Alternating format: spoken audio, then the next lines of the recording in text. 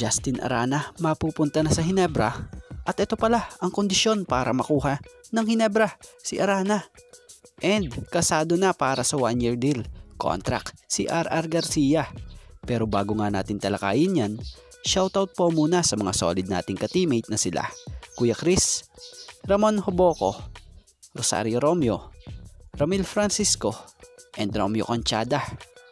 Pero bago nga natin talakayin itong topic natin ito, baka naman pwedeng maka-request kahit isang subscribe lamang po dito sa ating channel.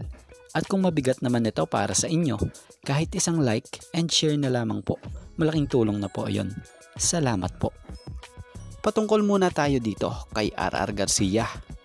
Sa pinapakita at pinakikitang laro ni RR Garcia sa Phoenix, malinaw na maganda o nagandahan sila sa serbisyo ni RR Garcia dahil na rewardan nga po ito ng contract extension dito sa Phoenix kung saan pinapirma ito ng 1-year contract sa team.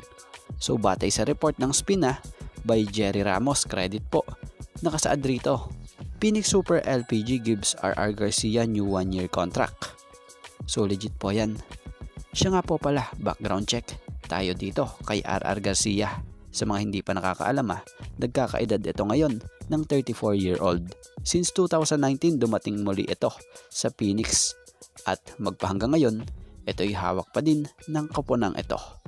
Di na tayo magtataka kung bakit dahil na nga sa pagiging impressive game lagi ng mga nilalaro nito.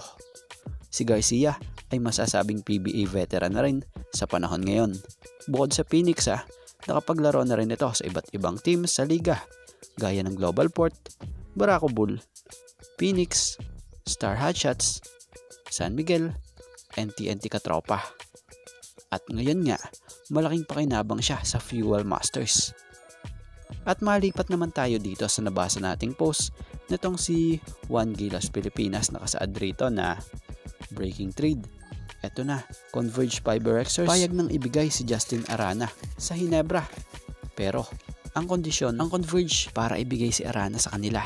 Ayon sa Converge Camp, oo, payag na kaming ibigay si Justin Arana para sa Ginebra, pero may kondisyon kaming player na gustong makuha. Need namin makuha si Japet Aguilar, Calvin Abueva, Luis Angalang para sa team. Yan ang kondisyon namin para makuha nila sa amin si Justin Arana. The Ginebra team, no response to Converge trade talks, PBA Insider News.